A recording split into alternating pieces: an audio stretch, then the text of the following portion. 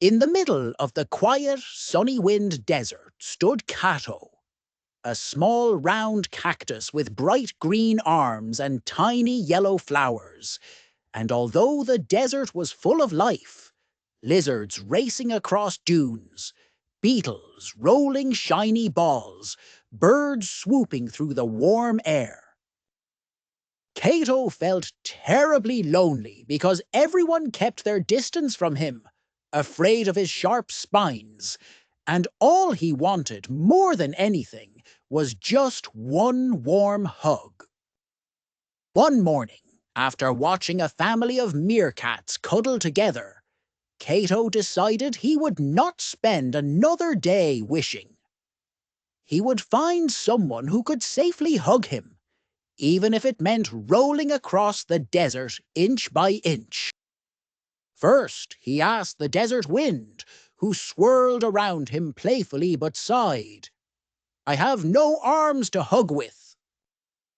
Then he asked a wandering tortoise, slow and gentle, who tried to hug him but quickly yelped, "Ouch! Your spines are too sharp," as he pulled back into his shell.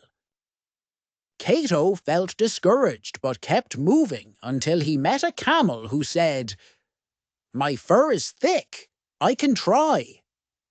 The camel leaned in, but even its tough coat prickled too much, and they both winced.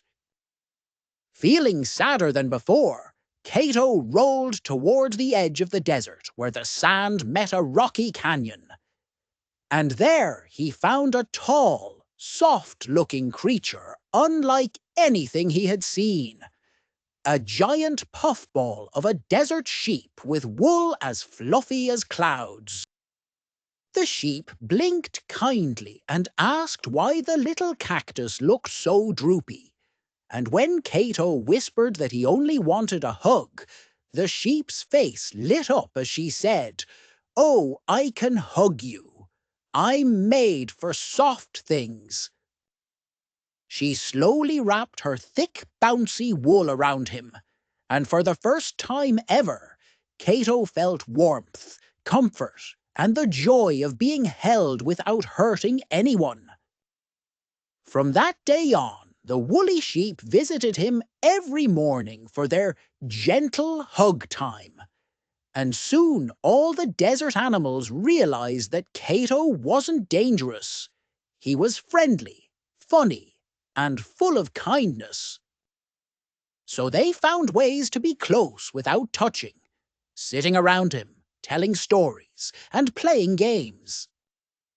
And although Cato still had spines, he never felt lonely again, because he had learned that there is always someone out there who fits you just the way you are.